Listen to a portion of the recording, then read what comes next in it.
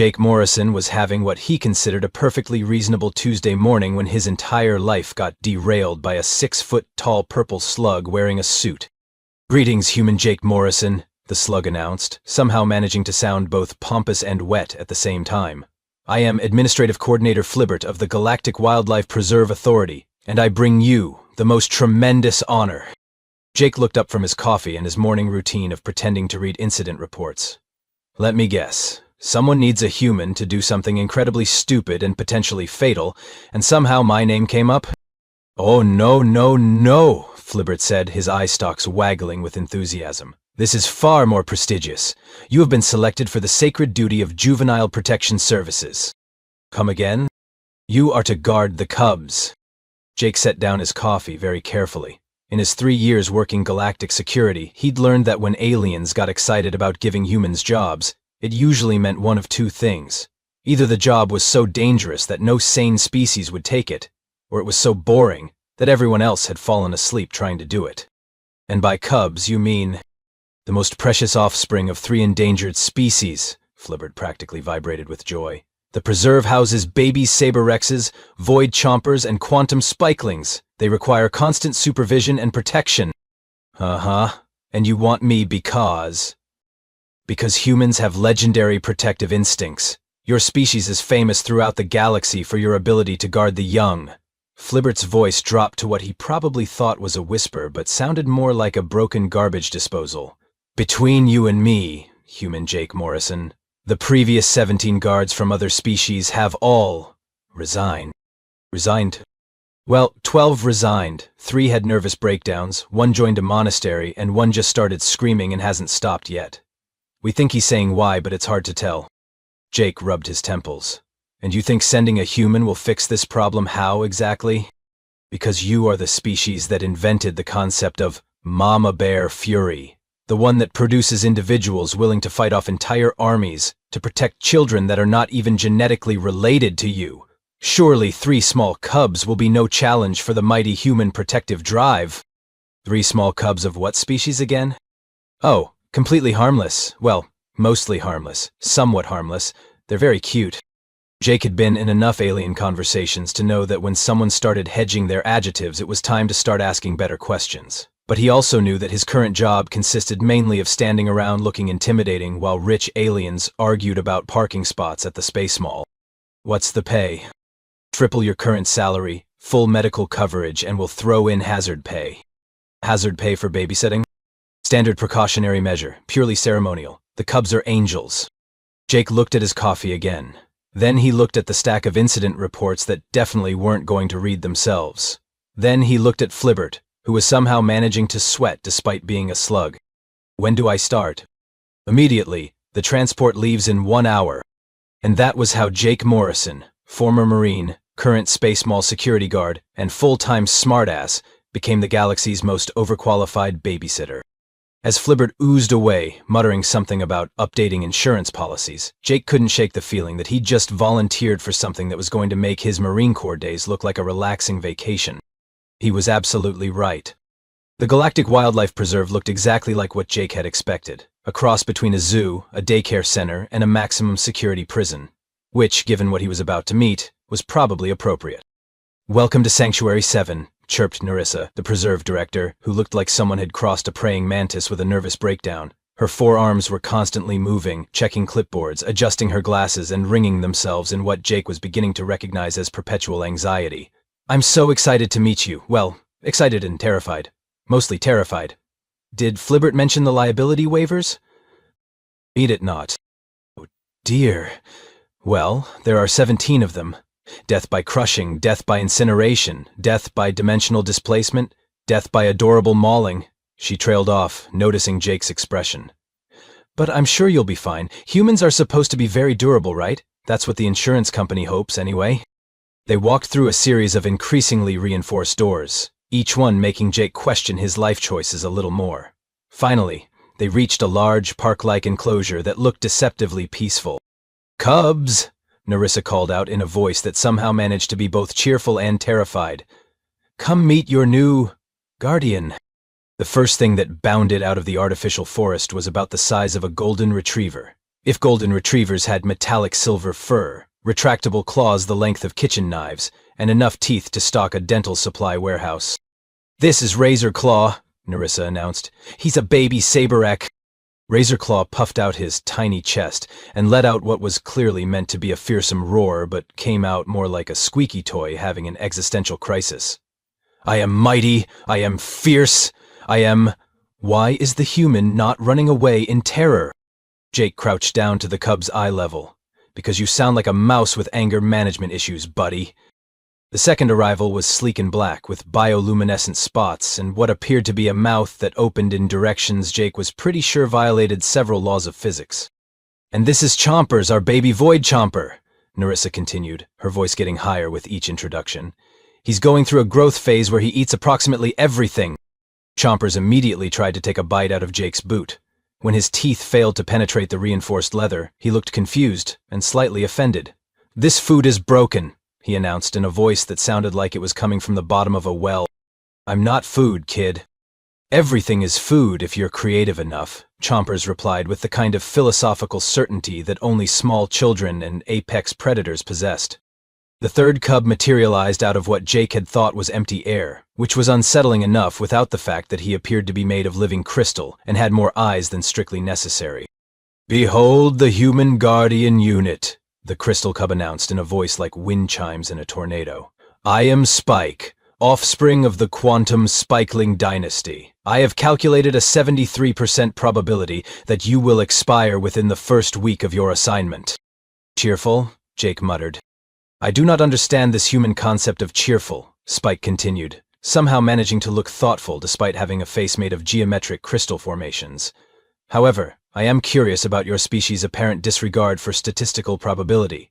Most sentient beings would flee upon learning of such odds." "Most sentient beings haven't spent 2 tours dodging actual bullets," Jake replied. "You 3 are definitely weird, but at least you're not trying to blow me up." "Yet," Chompers added helpfully. "We could arrange that," Razorclaw squeaked, trying to look menacing and mostly succeeding in looking like an angry kitten. Nerissa's nervous laughter reached a pitch that probably violated several noise ordinances. "They're just testing you. It's perfectly normal behavior. The last guard only cried for the first 6 hours." Jake looked around the enclosure, taking in the reinforced walls, the emergency exits, and what appeared to be blast shields disguised as playground equipment. Then he looked back at the 3 cubs, who were watching him with the intense focus of tiny predators sizing up their prey. "All right," he said finally. "Ground rules. I'm Jake. I'm here to keep you 3 alive and entertained. In return, you don't eat me, claw me, or phase me into another dimension. Deal?" The 3 cubs exchanged glances that somehow managed to be both adorable and ominous. "We accept your terms," Spike announced formally. "However, I should inform you that the previous guard's contracts contain similar clauses, and yet here I am and they're not," Jake interrupted. "Funny how that works." For the first time since he'd arrived, Nerissa looked hopeful. "You know, you might actually last longer than the others. The record is currently held by Guard Captain Blixtor, who made it almost 4 days before he started speaking in tongues." Jake was beginning to understand why the hazard pay was so generous. Jake had been on the job for exactly 6 hours and was starting to think he might actually survive this assignment when the universe decided to prove him wrong. The emergency alarm started blaring, with the kind of sound that suggested something had gone catastrophically wrong somewhere important. Nerissa's forearms went into overdrive, frantically checking multiple communication devices while her eyes darted around like pinballs in a hurricane. "Oh no, oh no, oh no," she chanted, which Jake was learning was her default response to anything more exciting than feeding time. "What's the situation?" Jake asked, while simultaneously grabbing Chompers, who had decided the alarm was a dinner bell and was trying to eat the speaker system. "Code Omega 7, Nerissa shrieked. "The Void Hunters have escaped containment." Jake paused in the middle of prying Chompers away from what was definitely not food. "Come again?" "The Void Hunters. They broke out of the maximum security facility on Station Prime. They're loose in the sector." Spike's crystalline head swiveled toward them with a sound like breaking glass. "Fascinating. The probability of Void Hunter escape from Station Prime was calculated at 0.003%. This is a statistically improbable event. Kid, when something has void in its name and it's described as a hunter, I'm pretty sure statistics go out the window," Jake replied. What exactly are Void Hunters? Razorclaw asked, for once dropping his fierce act and sounding like the concerned cub he actually was. Nerissa made a sound like a deflating balloon. They're only the most feared predator species in known space. They hunt in packs, they can track prey across multiple star systems, and they consider everything that breathes to be either food or sport. Usually both, Spike added helpfully. They are known for their practice of torturing prey for entertainment before consumption. Thanks for that, kid. Really brightening the mood. The communication device in Nerissa's upper right hand crackled to life. This is Transport 7 requesting immediate evacuation clearance. We're coming in hot with all available personnel. Jake looked around the preserve. All personnel? Well, everyone except you and the cubs, obviously, Nerissa said, as if this was the most reasonable thing in the world. The cubs can't be moved. Their immune systems are too delicate during development, and someone has to stay with them. And that someone is me? Well, you are the Guardian. A familiar, wet, slithering sound announced Flibbert's arrival before they saw him. The administrative coordinator oozed into the compound at maximum slug speed, which was considerably less impressive than it sounded. Human Jake Morrison, he gasped, leaving a trail of bureaucratic slime behind him. Wonderful news. We're evacuating everyone to safety. The transport leaves in 20 minutes. Great, Jake said. Where are the cube carriers? Flibbert's eye stalks went in different directions, which Jake was learning meant the alien was about to deliver bad news. Ah, yes, about that. The cubs cannot be relocated during their developmental phase. Something about their molecular structure destabilizing if they're removed from their home environment. So we're leaving them? Oh, goodness, no. That would be against 17 different galactic protection treaties. No. Someone has to stay with them. Flibbert paused, seeming to realize what he was saying. Someone brave and capable, and preferably with excellent life insurance. Jake looked at the three cubs, who were watching this exchange with the focused attention of small creatures who understood that their lives were being discussed. Then he looked at Nerissa, who was practically vibrating with panic. Then he looked at Flibbert, who was trying very hard not to make eye contact. You're telling me that the most dangerous predators in the galaxy are heading this way, everyone is evacuating, and you want me to stay here with 3 baby alien death machines? When you put it like that, it does sound rather unreasonable, Flibbert admitted. How long until the Void Hunters get here? Spike's eyes flickered as he accessed some internal database. Based on their last known trajectory and typical hunting patterns, approximately 4 hours and 37 minutes. And how long for backup to arrive? Assuming they can organize a military response and travel time. Spike paused. Approximately 12 hours. Nerissa made a sound like a tea kettle having a breakdown. You have to come with us. No one expects you to fight Void Hunters. That's what militaries are for. Jake looked around the preserve again. It was a nice place, all things considered. Lots of hiding spots, plenty of equipment, and surprisingly good structural integrity. Plus, the cubs were kind of growing on him, even if Chompers had tried to eat his lunch and Razorclaw kept challenging him to combat. "No," he said finally, "I think we'll stay." The silence that followed was the kind of complete quiet that suggested everyone present was questioning either Jake's sanity or their own hearing. "I'm sorry," Flibbert said slowly. "Did you just volunteer to fight the most feared predators in the galaxy, alone?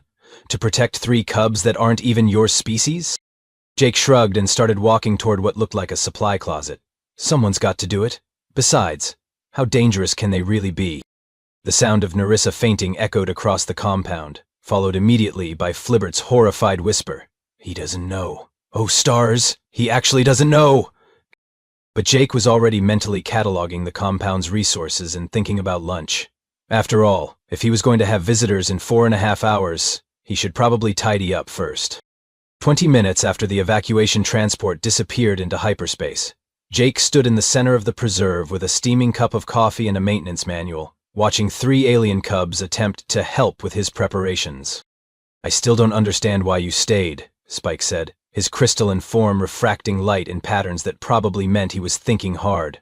"The statistical probability of survival against Void Hunters is approximately—" "Kid, if I wanted to hear about statistics, I'd have stayed in school," Jake interrupted, flipping through a schematic of the preserve's layout. "Right now I need to know if this place has any defensive systems worth mentioning." "Well, there's the emergency containment field," Razorclaw offered, puffing out his chest in a way that suggested he was trying to be helpful rather than fierce. "It's designed to keep us inside, but maybe it could keep other things out?" "Good thinking. What else?" Chompers emerged from what had been a decorative water feature, with his head covered in algae and something that might have been a fish. The food dispensers can launch nutrition pellets at high velocity. I tested this hypothesis extensively. Of course you did. Jake made a note about potential projectile weapons. Spike, you mentioned something about the playground equipment being blast resistant? Affirmative. All recreational structures are rated for impact resistance up to Class 7 explosions. The designers assumed we might be energetic in our play. Jake looked at the playground equipment with new eyes. What he'd taken for jungle gyms were actually reinforced metal frameworks.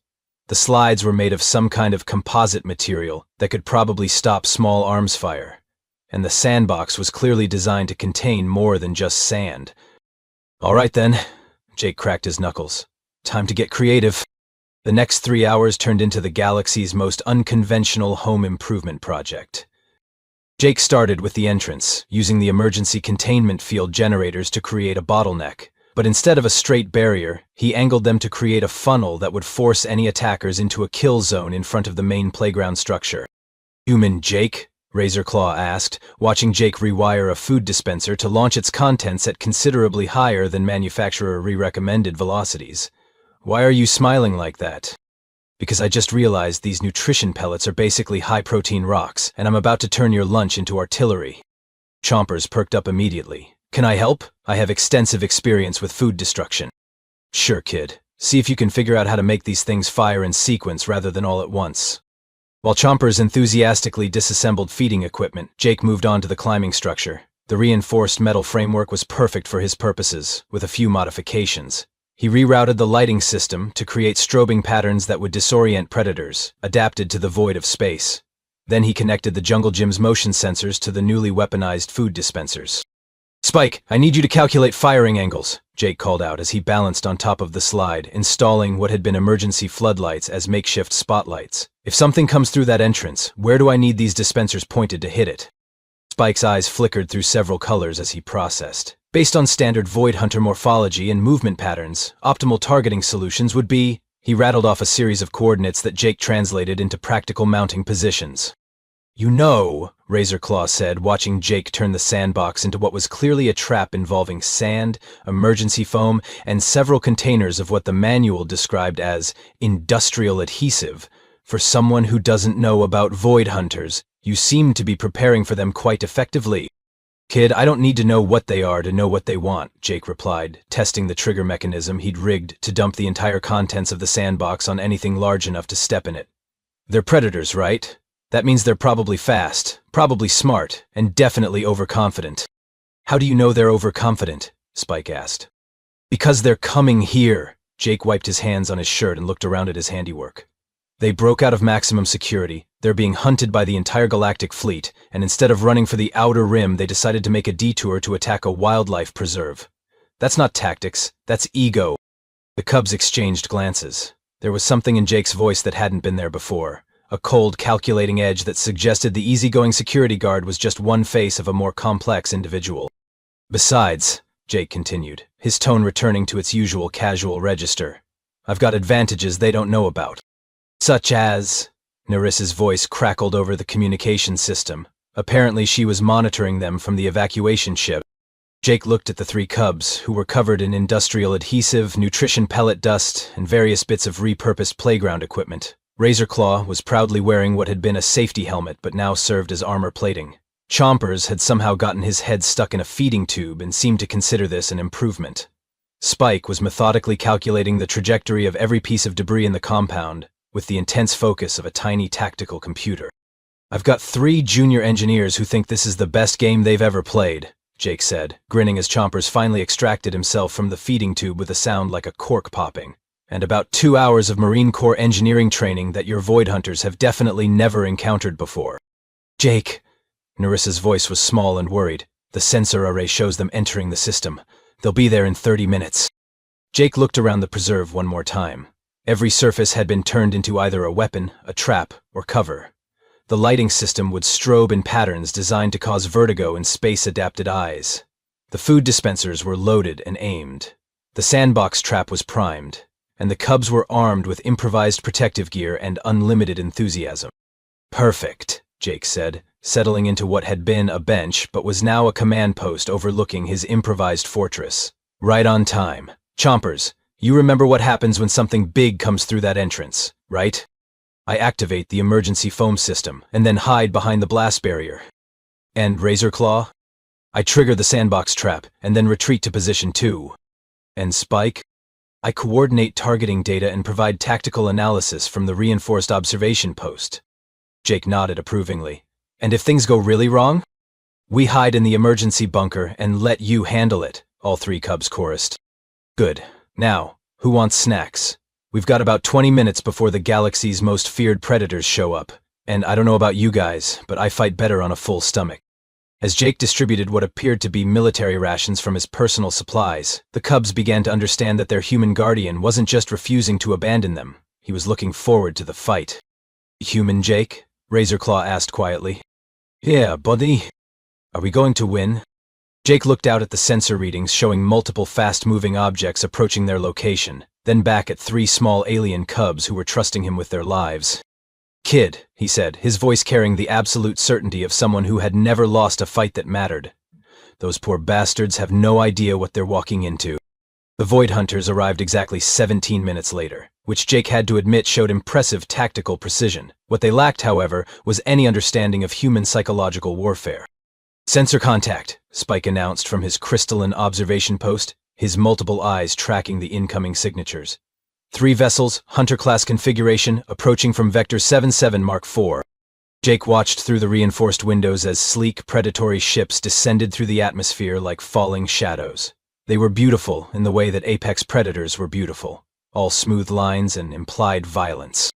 Remember the plan, Jake called to the cubs, who had taken their positions with a kind of enthusiasm that suggested they thought this was the galaxy's most dangerous game of hide-and-seek. Nobody moves until I give the signal. The ships landed with barely a whisper, which was probably meant to be intimidating, but mostly just reminded Jake of every horror movie he'd ever seen. 3 hatches opened simultaneously and the Void Hunters emerged. Jake had to admit, they knew how to make an entrance. Each one was about 8 feet tall, covered in what looked like living shadow that shifted and writhed around a vaguely humanoid frame. Their eyes were points of cold blue light that seemed to absorb rather than reflect illumination. They moved with the fluid grace of creatures born to hunt in zero gravity, and every step they took seemed to drain a little warmth from the world. Jake murmured to himself. So that's why everyone was so worried. The lead hunter raised its head and spoke in a voice like cosmic wind through dead stars. We seek the young ones. Surrender them, and your death will be swift. Jake stepped out of cover, coffee mug still in hand, and gave them his best customer service smile. Sorry, guys. The cubs are under my protection. You're going to have to leave. The 3 hunters exchanged glances that somehow managed to be both alien and distinctly amused. You are human, the leader observed. A young species, you do not understand what we are. Sure I do, Jake replied, taking a sip of his coffee. You're space bullies who pick on kids. We had guys like you back on Earth too. They usually didn't like it when someone picked back. The hunter on the right made a sound that might have been laughter if laughter could freeze the air around it. We have consumed the fear of 1,000 worlds, little human. We have turned mighty warriors into gibbering prey. What could one soft creature from a backwater planet possibly do to... That was when Jake triggered the first trap. The sandbox erupted in a fountain of industrial adhesive and emergency foam that caught all 3 hunters in an expanding cloud of sticky, hardening polymer. The lead hunter snarled and began to phase through the foam. Apparently, living shadow had its advantages. Ah, Jake said conversationally. Good to know. Spike, activate the strobing lights. The preserve immediately turned into a disco from hell as every modified light fixture began flashing in patterns specifically designed to disorient creatures adapted to the steady darkness of space. The hunters stumbled, their shadowy forms flickering and destabilizing as their visual systems tried to cope with the assault. Now that's more like it, Jake grinned. Chomper's foam system. Emergency foam erupted from concealed dispensers throughout the compound, creating a maze of white barriers that broke up the hunters' sightlines and forced them to navigate by sound, which was exactly when Jake activated the weaponized food dispensers. The first volley of high-velocity nutrition pellets caught the lead hunter's center mass with the sound of a machine gun firing health food. The creature staggered, more surprised than hurt, and turned toward Jake's position with eyes that promised creative and prolonged death. "Interesting strategy, human," it hissed, shadow stuff beginning to coalesce around its hands into what were clearly weapons. "But you have merely delayed the inevitable. We are apex predators. You are prey." "See, that's where you're wrong," Jake replied, vaulting over his improvised command post and landing in the compound proper. "I'm not prey. I'm a human protecting kids, and that makes me something your species has never encountered before." The hunter lunged forward with inhuman speed, shadow claws extended to disembowel, and Jake did something that no creature in the galaxy had ever seen a human do in combat. He got angry. Properly, genuinely, biblically angry. The transformation was immediate and terrifying. Jake's casual demeanor vanished, replaced by something cold and focused and absolutely merciless. He didn't dodge the hunter's attack so much as he stepped through it, catching the creature's wrist and using its own momentum to send it crashing into the modified playground equipment with enough force to dent reinforced metal. "Rule number 1, Jake said, his voice dropping to something that made the hunter's cosmic whispers sound cheerful. "Nobody threatens the kids." The second hunter tried to flank him, moving with the fluid grace of something that had never encountered resistance. Jake caught its movement in his peripheral vision, grabbed a loose piece of playground equipment, a reinforced swing that weighed about 50 pounds, and threw it with the accuracy of someone who had once thrown grenades for a living. The hunter caught the swing in the chest and discovered that shadow stuff, while excellent for psychological warfare, was not particularly effective against basic physics delivered with extreme prejudice. "Rule number 2, Jake continued, advancing on the third hunter, who was beginning to look like it was reconsidering its life choices. "When someone tells you to leave, you leave." The third hunter decided to demonstrate why void hunters were feared across the galaxy. It phased into full shadow form, becoming a writhing mass of darkness and hunger that surged toward Jake like a living nightmare. Jake reached into his jacket and pulled out what appeared to be a standard-issue flashlight, except when he clicked it on, it wasn't a flashlight at all. "UV floodlight," Jake explained conversationally as the hunter's shadow form began smoking and writhing in apparent agony. "Turns out, creatures adapted to cosmic darkness really don't like concentrated ultraviolet radiation. Who knew?" The hunter rematerialized, screaming in frequencies that probably violated several laws of physics, and Jake discovered that void hunters, when forced back into physical form, were surprisingly fragile. 3 minutes later, it was over. The first hunter was unconscious, wrapped in so much emergency foam that it looked like a very angry, very dangerous burrito. The second was pinned under playground equipment and making sounds that suggested it was reconsidering its career choices. The third was curled up in a corner, whimpering at the memory of UV radiation, and wondering why no one had ever mentioned that humans carried portable stars in their pockets. "Well," Jake said, brushing foam off his jacket and retrieving his coffee mug, "that was educational." The cubs emerged from their hiding spots, staring at the 3 defeated void hunters with expressions of awe that would have been adorable if they weren't coming from baby apex predators. "Human Jake," Razor Claw whispered, "you just defeated the most feared predators in the galaxy." "With playground equipment," Chompers added, poking at the trapped hunter with scientific curiosity. "And snack dispensers," Spike concluded, his analytical mind clearly trying to process what he'd just witnessed. Jake shrugged and finished his coffee. "Kids, when you've been a Marine, everything else is just Tuesday. Now, who's hungry? I think we've got about 15 minutes before the cavalry arrives, and I promised you guys lunch." As sirens began wailing in the distance and rescue ships appeared on the horizon, Jake looked around at his improvised fortress, 3 adoring alien cubs, and the galaxy's most feared predators, currently experiencing the indignity of being defeated by recycled playground equipment. "You know what?" he said to himself. "I think I like this job." The Galactic Defense Force arrived in full battle formation, which meant approximately 200 heavily armed ships, 3 battlecruisers, and enough firepower to sterilize a small moon. They were prepared for a desperate rescue mission against the galaxy's most feared predators. What they found was Jake Morrison sitting on a park bench, sharing what appeared to be peanut butter sandwiches with 3 alien cubs, while 3 void hunters sat nearby in various states of defeat and existential crisis. Admiral Korath, a 7-foot-tall reptilian with more medals than seemed physically possible, was the first to disembark. He approached the scene with the cautious steps of someone who couldn't quite process what his sensors were telling him. "Human Morrison," he said slowly. "Our scanners indicate 3 void hunter signatures in this location. Are you having a picnic?" "Lunch break," Jake corrected. offering half a sandwich to Chompers, who examined it with the intense focus of a food scientist. The kids worked up an appetite during the excitement. Admiral Korath looked at the three Void Hunters. The first was still mostly wrapped in hardened foam, making muffled sounds that might have been threats or might have been requests for therapy.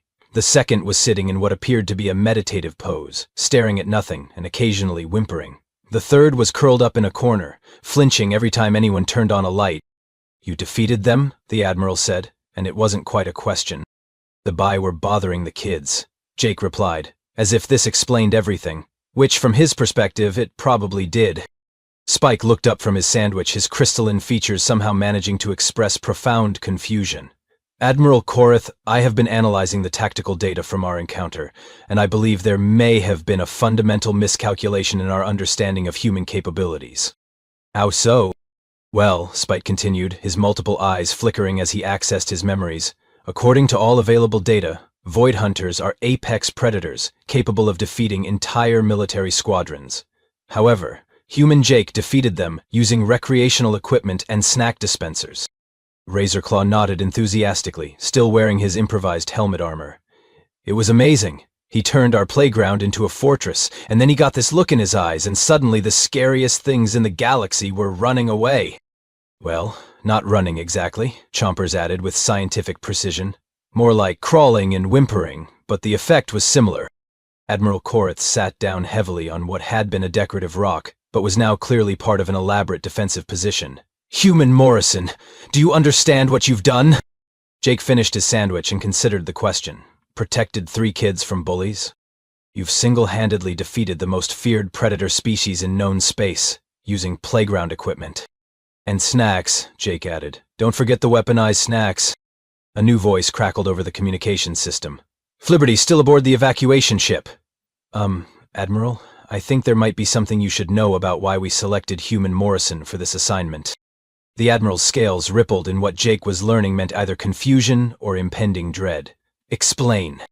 "Well, you see, we've been monitoring human military records since their species joined the galactic community, and we noticed some interesting patterns. Specifically, humans exhibit what their own military calls force multiplication when protecting non-combatants, particularly juveniles."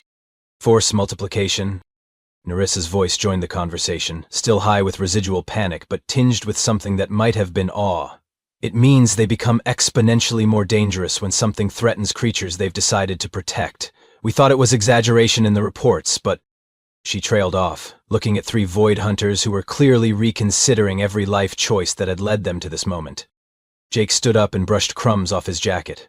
"Look, I don't know about force multiplication or any of that. All I know is that these 3 kids needed someone to watch out for them, and those guys," he gestured at the defeated hunters, "decided that wasn't going to happen.